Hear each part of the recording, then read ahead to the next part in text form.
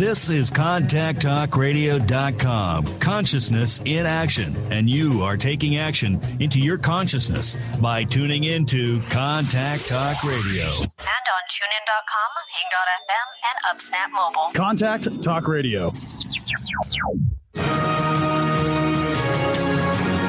Welcome to Medicine and Health with Dr. Paul Anderson. This is a show about opening up the often mysterious world of how doctors think. The goal? To empower the listener to gain access to the best health care possible.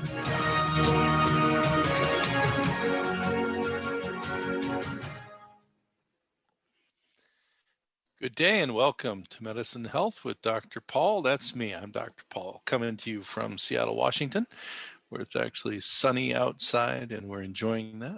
And today we're in part 3 of a series called Dealing with Your Diagnosis and Not Despairing. So that sounds, well, either it sounds interesting or a little bit of a downer when you use the word despair. And what I'm learning about people's interest on things, online and on links and things is the more either interesting you make it or happy, the more clicks you get. Or right now, if it's about COVID. So there's that too.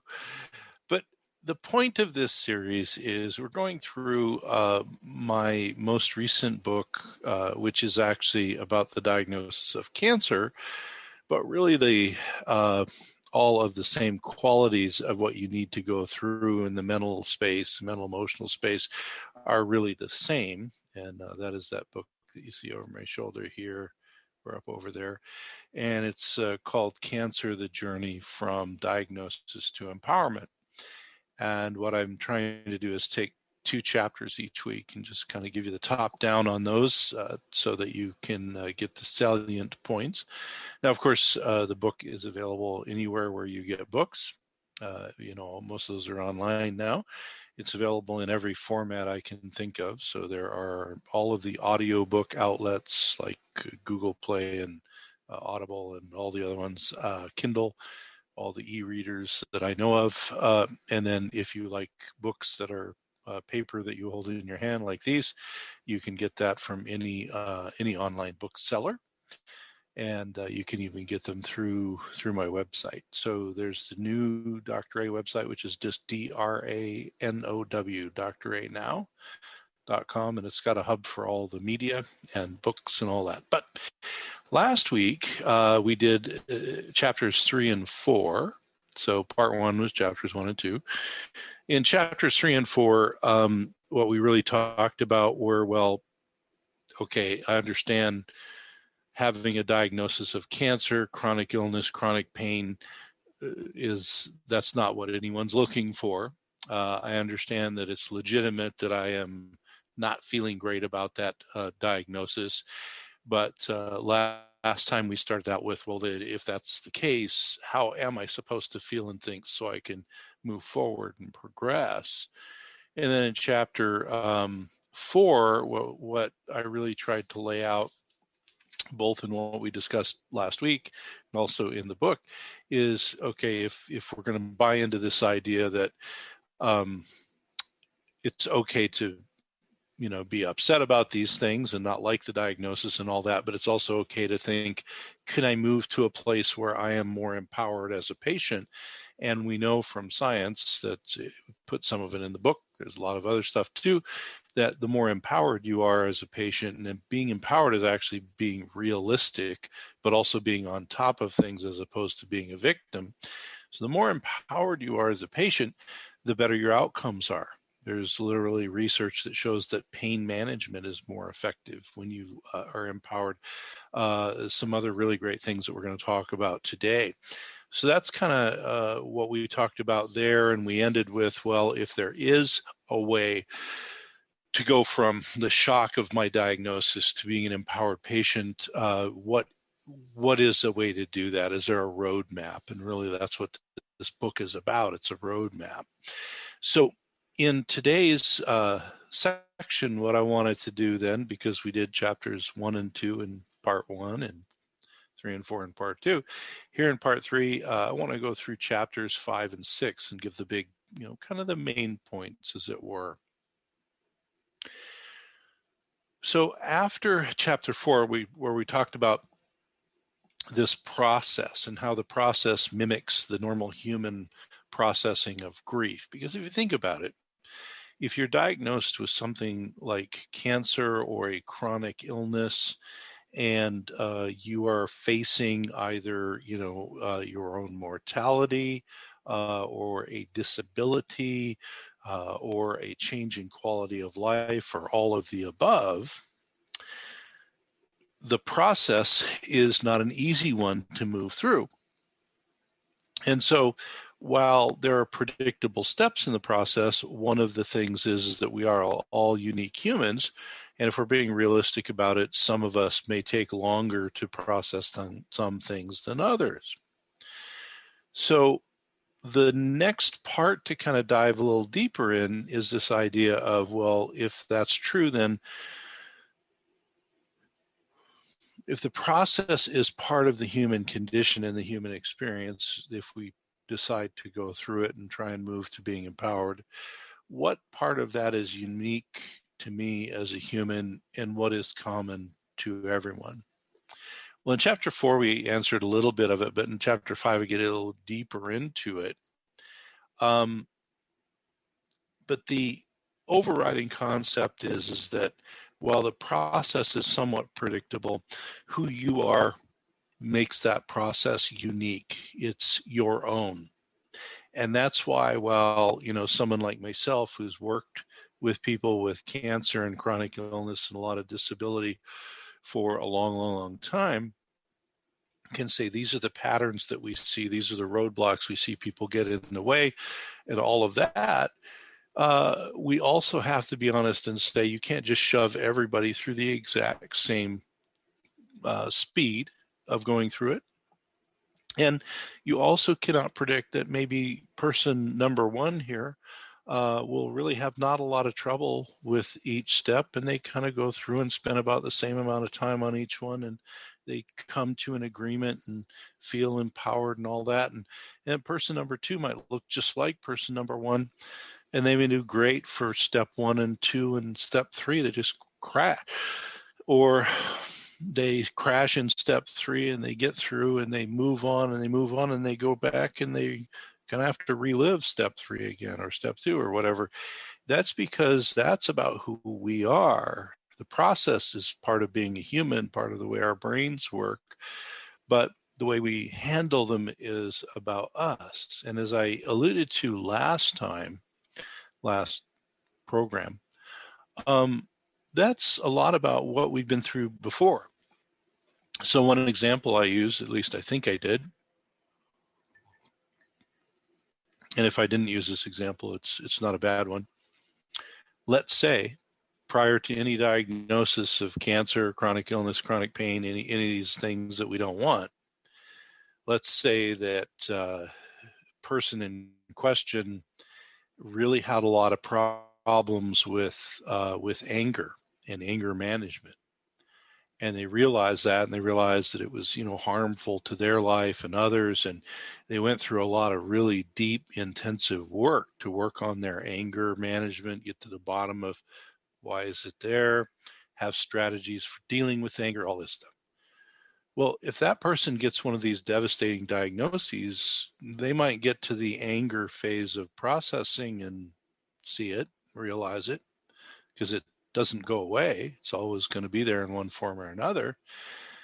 But they may have so many tools to deal with the anger portion of it that that's maybe the easier part of the whole process. But when it comes to maybe the depressive aspects or the shock and disbelief aspects or things like that, that might hang them up. And you could say the same for, anybody. So who you are makes it unique, and who you are that you bring to the table of your chronic illness is what will be behind how you process these things. So one of the reasons I wrote the book the way I did is so that you still have that top-down view of the roadmap, but it also honors the idea that we're all individual and we're just going to process things the way we process them. And so we might need to recycle a step. We might go back a few times. We might take a lot longer in a phase. We might need to get some outside help, whatever it is. That's all okay. The important part is that we're trying to improve our quality of life, our experience of life, our medical outcomes, et cetera. And the only way we can do that is move from shock and disbelief and victimhood over to being on top of things and being empowered. So just like we talked about last week, one of the things we realize is that we are uniquely in charge of and responsible for our life during this. And I think a really important thing that I brought up in each of the sections is that doesn't mean that you look at it and you don't believe it's there. You don't believe it's a problem or something like that. Or it doesn't mean you look at it and you only have happy thoughts about it. I don't know a person who is connected to reality who I've ever seen diagnosed with cancer or any of these chronic things that we've talked about who doesn't have dark moments, sometimes a lot of them. And the point is not that that's something that shouldn't happen. The point is that if that doesn't happen, you're not human. But the part you're in charge of and responsible for, like we said last week, is to start to look at what can I control and what can I not control or not control much. And by doing that, you can let go of some things that you have no control over anyway. And you can put your efforts into the things that you do have control over, which become very, very important. So one of the things is if you've looked at the book or as I've talked about it, I use a counterpoint of two different stories, sort of a tale of two people as they go through, and one person decides not to participate in enlightening themselves and becoming empowered and all, and the other one, does the hard work and goes through it. It just sort of gives you flesh to things working. But the woman that I described who did decide to do the work, one of the things that she kept coming back to was that even on those days where she didn't want to, she would circle back to realizing that she can't move forward without doing the work of discovering where she's at in the process, what she can't control, what she can control, all of that. And if we think about it logically, that's an uncomfortable position to put yourself in, because not only are you dealing with some diagnosis you didn't want in the first place, you probably don't feel very good, number two, and that doesn't help very much.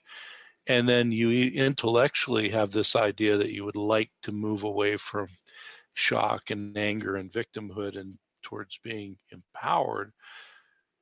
But that means a lot of tough work, It's a lot like any other thing in life. If you are on a farm and you have a whole bunch of hay that is baled, if you leave that hay out in the field, it will get rained on and it will rot and be ruined. If you want that hay for later in the winter, which is why you baled it probably, you ought to go into the field and load it up and move it into the barn. Now, that is a hard thing. I spent a lot of time doing that. It is not an easy thing to do, but it is far better to put the work into doing that than have all your work rot out in the field, as it were. It's the same with any other thing. So this is just an internalized version of any metaphor you want about work. Okay. So one of the other things to consider as you look at, what's unique to me and what's kind of the same for everybody else. Last time we looked at considering where you are in the process. So am I still in the denial phase, or am I depressed or angry, or, what's going on there? When you get to what's unique to you and what's kind of common to everyone else, I describe what's common in the book, But the things you have to consider are, what is your individual personality? We all have one. Most of us know from feedback and living with ourselves, what kind of direction we bend towards. Some people are very outgoing.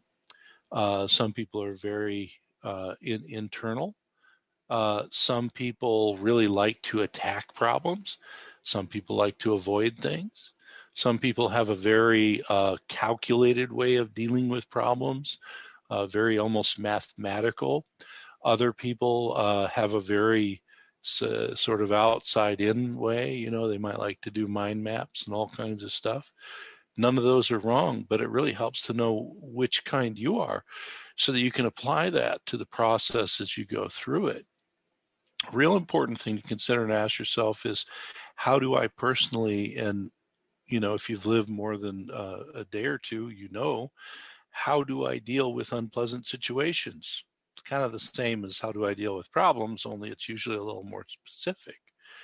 And the specificity of that is, if you, in your past, before you had this diagnosis of whatever unfortunate disease you're dealing with, if in the past you had an unfortunate circumstance, like someone ran into your car, or you, had some other, financial reversal or some other unfortunate thing happen, and you can go back in your mind and think, how did I react to that? And again, it's sort of like the, how's my personality for solving problems? This is how's my personality when I am challenged. And it's often real similar to what I said about solving problems, but usually there's a lot more emotion involved. Because if you've, had someone wreck your car, someone took money from you, or you did something and accidentally, lost money, or some other thing, unrelated to your health but unpleasant, you'll know how that makes you feel. Well, this is the same group of skills. And just like I said, where some people go faster and slower than others, if you've done a lot of work to work on how you respond to unpleasant things, you're going to know that you have some tools to deal with that. If you haven't, you've always suppressed unpleasant things, that's one of the things that is just there, and it's not bad. You just have to know that that's going to be a little tough to kind of look at and pull through.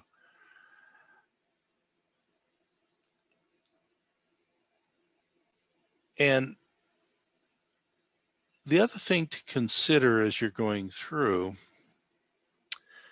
is, and we're going to talk about other people, but hopefully in your world you have at least a person or two who are supportive. And we'll talk about the other people from their point of view in a little while.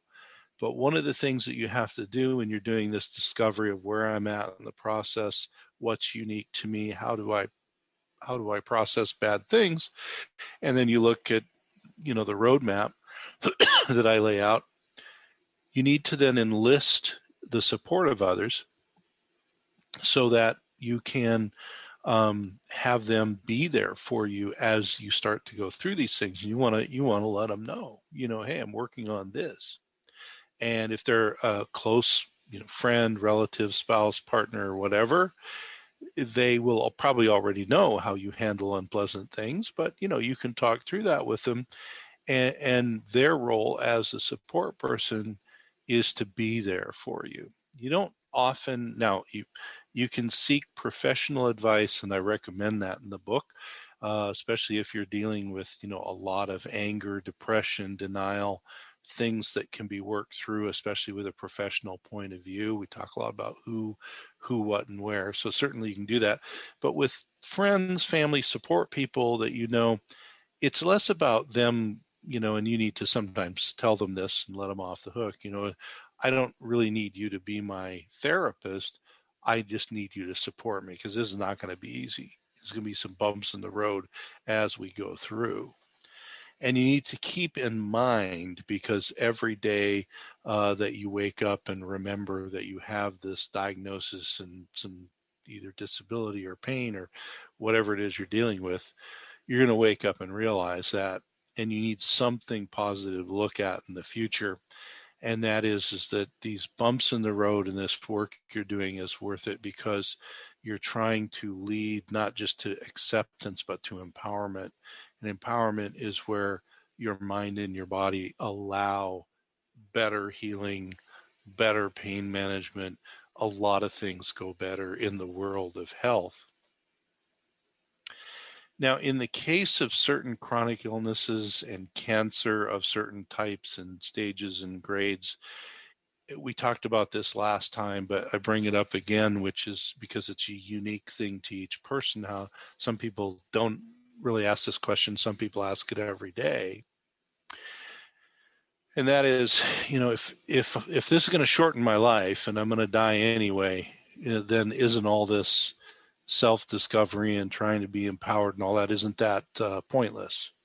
Well, certainly in the book where I'm telling the story of the two different people, one person does make that decision that they don't want to do it because it's pointless. They have told themselves they have a death sentence and they're just going to be angry and stay that way.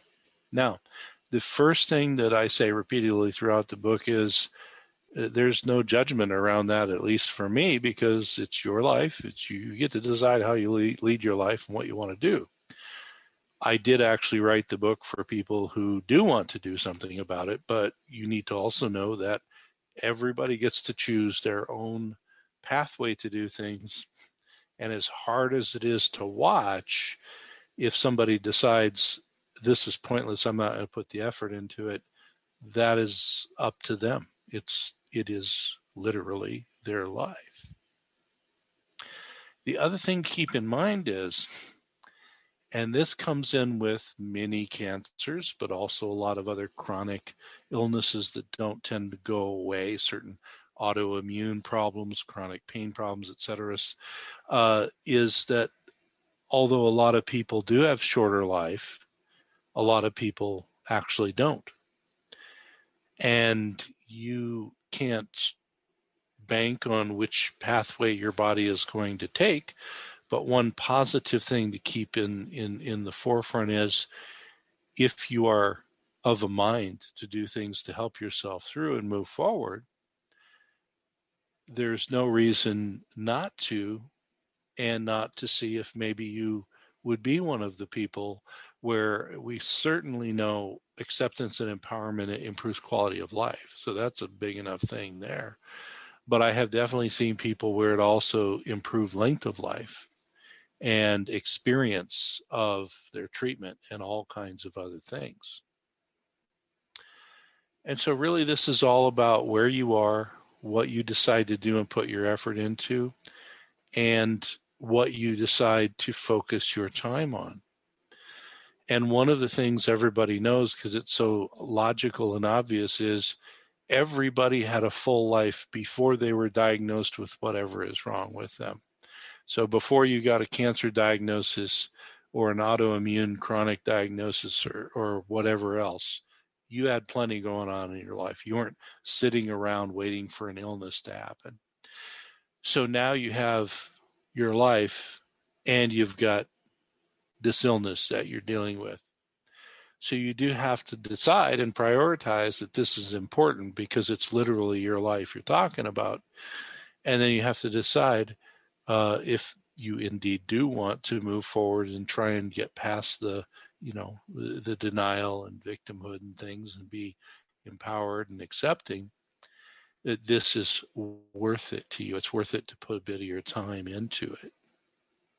Now, in Chapter 5, I'm not going to read it because it's in Chapter 5 and I give references and all, but there's a few scientific papers that have some summary in there about science and empowerment.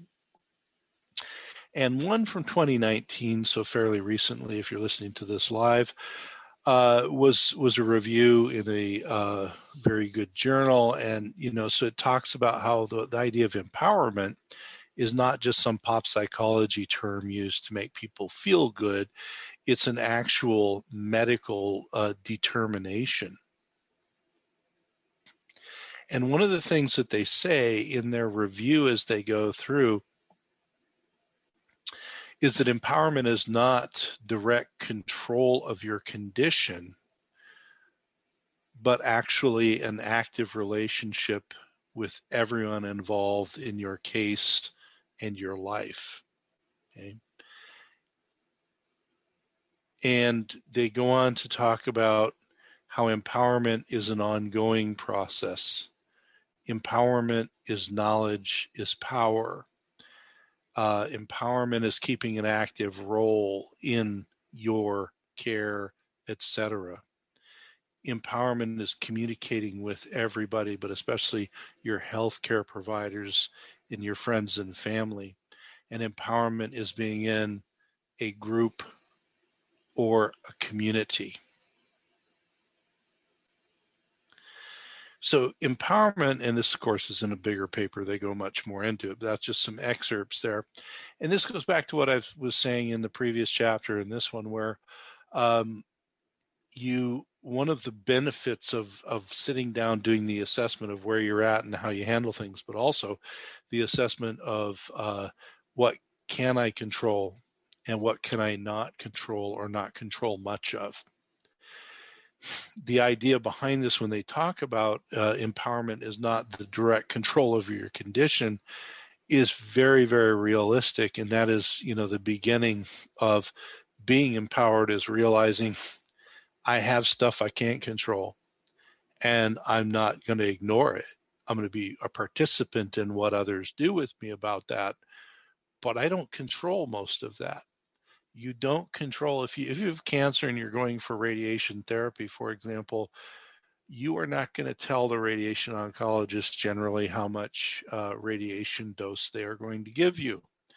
You are not going to generally tell your medical oncologist the dose of carboplatin that they're going to give you or whatever else.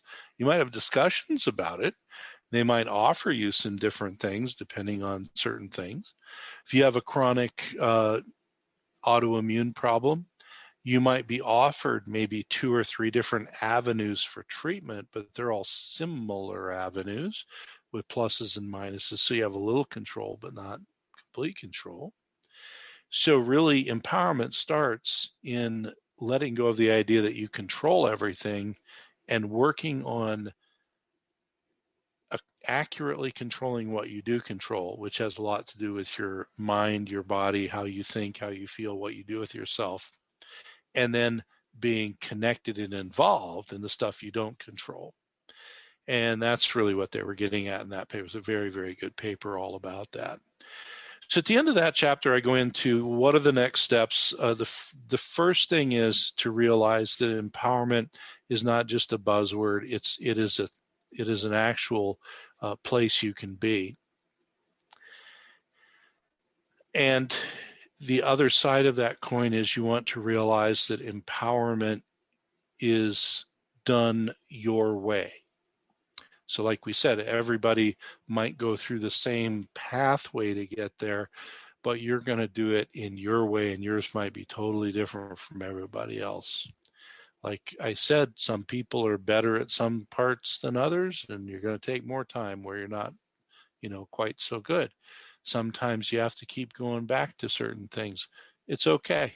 It's okay. You want to keep in mind that the if you will, the carrot in front of you this is about your quality of life. This is about your relationships. This is about your quality of healing.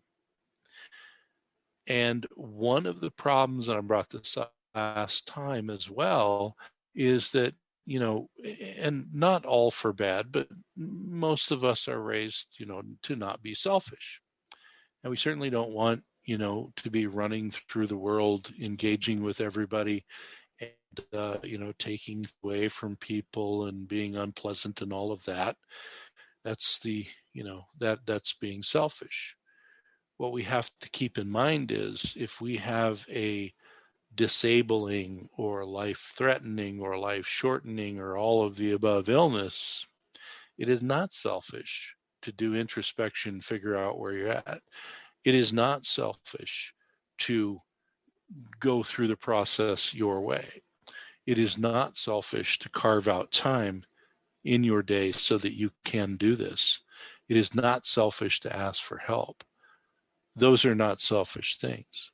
We misappropriate them in our minds with the negative things that we were told not to do growing up. But those negative things you were told not to do growing up have nothing to do with putting yourself last. When you are ill, we should be doing it when we're not ill. But when you are ill with something, especially of a chronic or life-threatening nature, you come face to face with the idea that you better become important in the equation of your life, or you're not going to have very much life to deal with. So that takes us through chapter 5. Obviously, there's much more if you do decide to get the book and read it or listen to it or whatever way you like to do books. It was very, the first cancer book that we did, Dr. Mark Stengler and myself, it was very much about, treatments and things of that nature, which are very important. It didn't lend itself really to audio versions and stuff because it's more of an encyclopedia. It's that big one over on the corner there outside the box. But this one lended itself to all types of media. And I know for myself, especially not so much in the last year with COVID, but where I travel for work and speaking a lot, I listen to books a lot, on an airplane or something. And it takes a little weight out of my luggage if I don't have to carry the book. So in this book, it was really kind of nice and freeing to be able to put it on as an audio and to have it on as a Kindle or an e-reader, and also to have it as a book, as I like to call it. But chapter 6, if you get to that point, is a little bit of a departure from what we've been talking about in chapters 1 through 5. It's the same book and topic, obviously, but when you get to chapter 6, what you're really looking at is other people, and that becomes a very difficult conversation. Now, what about other people, right? And so the title of chapter 6 is Family and Friends. How do I involve them in a healthy way, right? Now, just like I said in chapter 5, where if you've never really thought about where you put yourself in the world of your priorities and all of that, having a life-threatening, life-shortening, disabling type of a diagnosis will bring that right up to the forefront of your mind. The same with family and friends. If you have difficulties with family and friends, and I have a quote at the beginning of the chapter from Ram Dass that I believe he says, if you think you're enlightened, spend a week with your family. It's just the nature of humans, and the closer you are to other humans, the more you know about each other, for better and worse.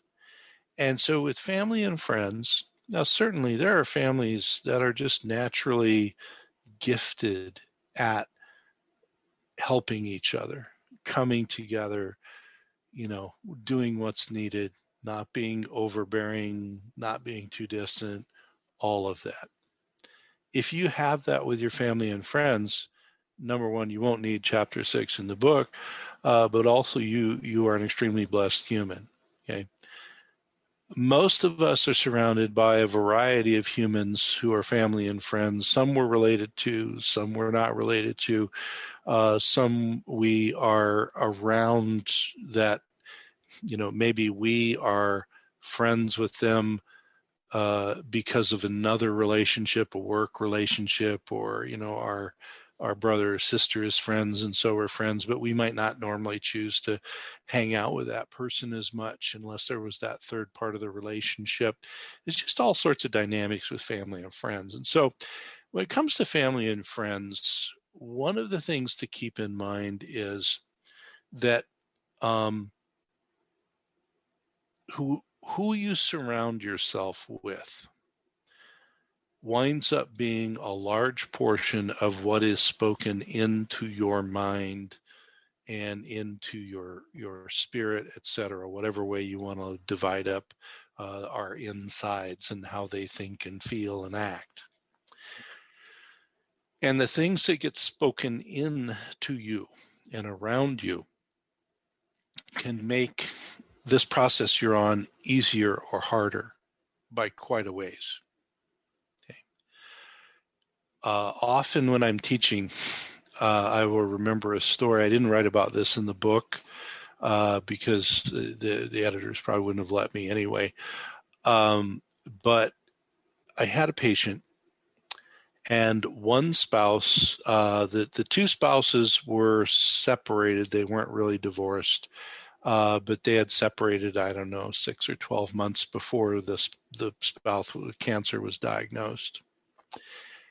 And so this, as happens even in divorced couples, someone gets diagnosed with cancer. They have a long, these people have been married a long time.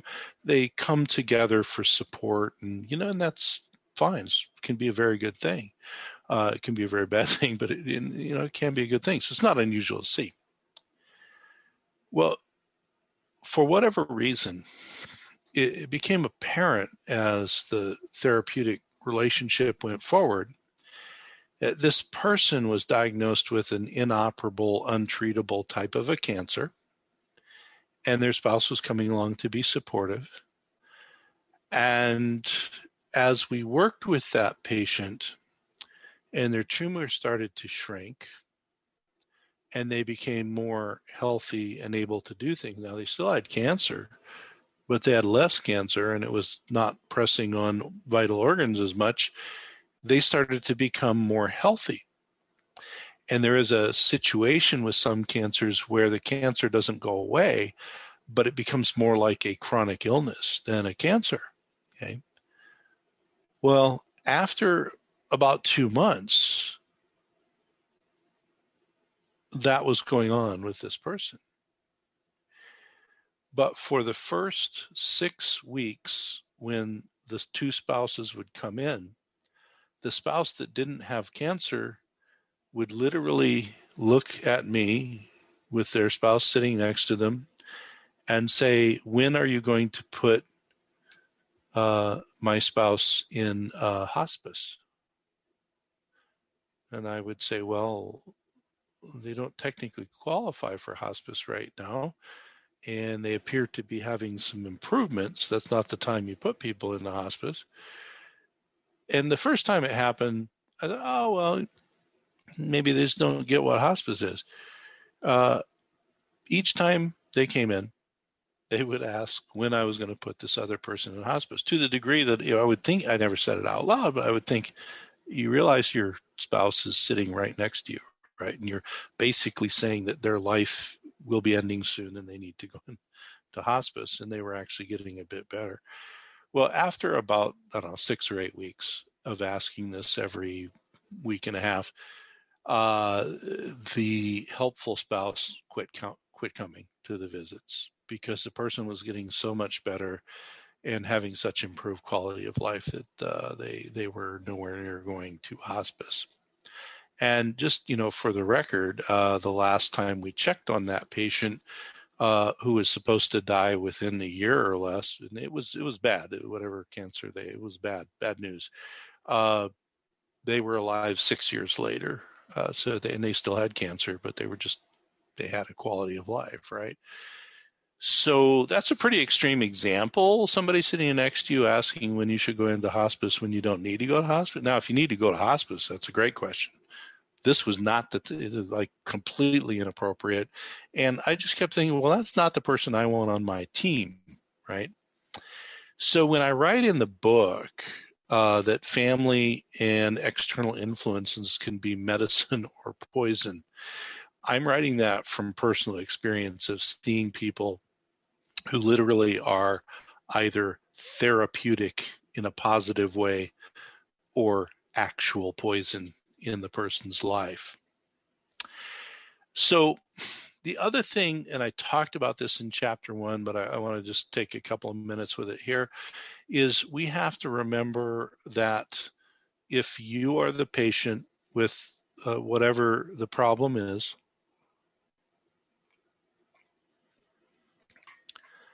you need to remember it is not your responsibility other than to know and to understand this is going on, not your responsibility to fix, but you need to remember that everyone in your circle who loves you and cares for you is going through all these same steps as well. When you're first diagnosed, they are going to be in disbelief and shock and then angry, et cetera, et cetera. Now, as I said, and especially if you have a caregiver sort of personality, you may want to try and do things for that person. And it's not that you want to ignore all of that, but you need to remember that your efforts towards the process need to go towards yourself so you can process through. But you also need to be mindful that they just got a shock too. They love you, they care for you, they're your friend, they're a family member, etc. They don't want you to have this diagnosis either. Okay. So you need to remember that they've got those things and all that stuff that we just talked about in the prior chapter about how, if you have an anger management problem and you've really dealt with it and worked through it and you got all these tools for anger may not be your stumbling block. If they have anger management problem and they've ignored it and they've never done anything about it, anger might be the place that they really flourish, and that's not really great, and they need to get some help with that. Same thing with depression. Okay, a lot of people have ways of coping with depression and kind of working around stuff, and they do pretty good, and then they get hit with this, or they get hit with a loved one who gets sick, and they hit that stage where you hit towards a depressive stage in your processing, and it can really take a person down. So again, for your family and friends, and I'm not saying this is your responsibility other than to just know it's going on. If your diagnosis, submarines them into any, unhealthy sort of pattern, whether it's anger or depression or denial, etc., they need to get with somebody, a professional, to work through that. In the book, we talked about there's a plethora of types of professionals, but they need to do that. Otherwise, inadvertently or advertently, but I've seen a lot of times where the loved one didn't mean to, but they just brought all this poison to the relationship because they hadn't let go of their depression or their anger. And so when they would try and help the loved one, their other loved one, it would come out through this filter of whatever they were dealing with. So you do want to remember, although it's not your job to fix the other person, you need to know that they're human too, and they're going through all of these sorts of things. Now, in this chapter, I mentioned one or two studies also that have gone on, and one of them I thought was interesting. I'm going to really summarize a whole lot of words here. But is a study around families, so friends and loved ones, your families, usually the closer people to you.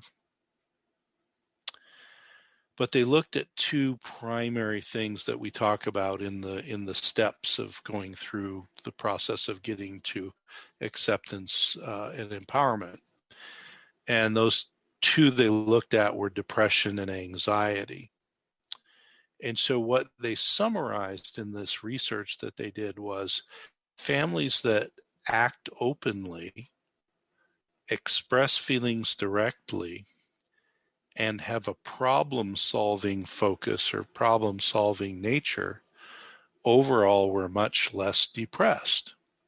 Now, if you think about that, this is one of those things where, again, our own internal constitutions or way our personalities play out, etc., become huge here.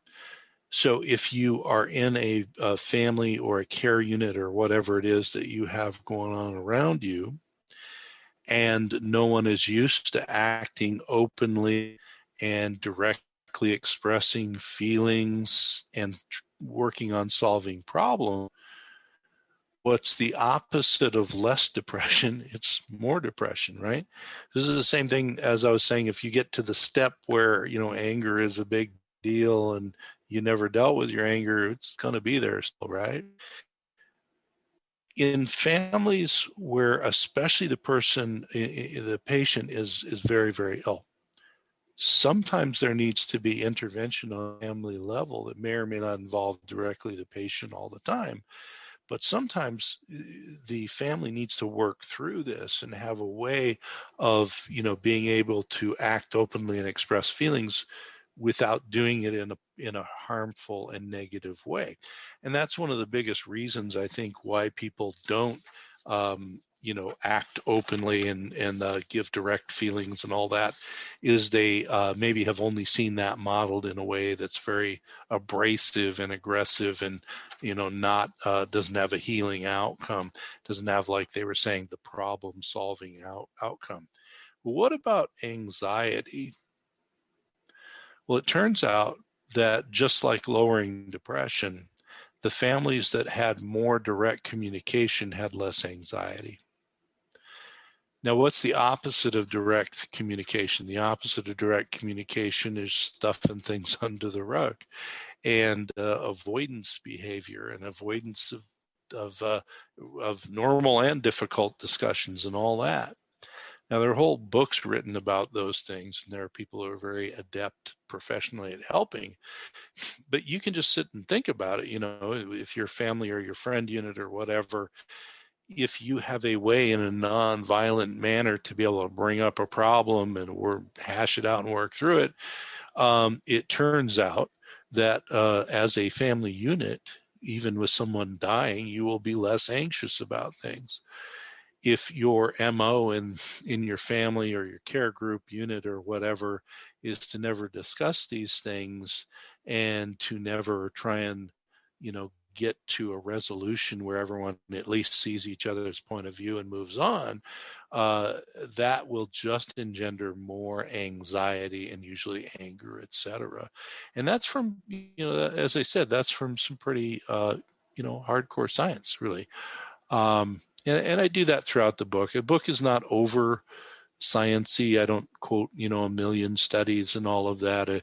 The first book, which was about therapies, that one over there on the side outside the box, we have over 1,000 scientific references because it's about therapies and things. And this one, I just put them in to give a flavor that there's a lot of people don't realize that in the behavioral and medical sciences, empowerment and the way you deal with other people and the way it makes you feel is a real scientific part of the healing process. And so I put enough in so not so much that it gets old or boring.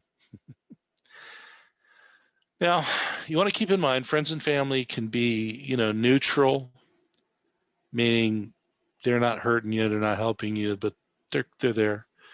They can be a healing force, especially if you've got all those things going on, or they can actually be toxic. Now, in the rest of the book, in the rest of this chapter anyway, about family and friends, we get into a lot of depth about what do you do if this is somebody that you can't really distance yourself from. Some tips in there about that. What do you do if the person refuses to get help and they really do need some help? The biggest thing to keep in mind is that all of this interpersonal stuff that the family and friends bring around you is normal. And as I said, it's your responsibility to realize it's there, but it's about them. It's not about you. And so you cannot take on the responsibility of trying to heal the people around you when you need healing. And you cannot take on whatever they're projecting as your problem, as it's not. What you do need to do is be realistic, that they're all human just like you are. They've had a very big shock just like you have. And for the most part, people want what's best for you. But they just got the shock like you did, and they don't know how to navigate to the other side. There's a number of tips and ideas in the rest of the chapter on how to deal with friends and family. There are some really great concrete ideas about if it's not someone you live with, ways to communicate with them, to just say, I need a little space. or, kind of limit your time frames with certain people who just can't help but bring, toxicity and negativity towards you. People who you do live with, often you might need to get some outside help and work through it, because by and large, people that you live with want the best for you. They don't know what to do or how to handle it, and they're grieving themselves. But as we sum up the chapter 6, and that'll where we'll end today, and so in part 4 we're going to move on into other stuff. Just want to remember that you and your health are the most important thing, and that's not being selfish. That's taking care of you. Because if you take care of you, it'll definitely improve your quality of life, probably your experience of your medical care, a bunch of other stuff. But then you will have something to give back to others. If you don't take care of you, you can't do anything with others. You will need to have some difficult conversations, but in the book, I put a lot of resources for ways to do that. And if they're real difficult, there's others who can become involved to shepherd you through those things. And the other thing is, while none of that is your responsibility, what is the other person's is the other person's. You do need to take responsibility to ask, to be open, and to communicate, because they don't know what you're thinking either. Well, that gets us to the end of our time today. I'm Dr. Paul Anderson for Medicine and Health with Dr. Paul, and we're working through our book, Cancer, The Journey from Diagnosis to Empowerment. We're talking about all these ways that we can both become empowered on our own and have a better medical experience and quality of life, but also those around us. You can find me at dranow.com, and all the links to the books and the media and everything is in one home now, dranow.com. But this is Dr. Paul Anderson for Medicine and Health, and I will see you all on the radio with part 4 next week. Thank you.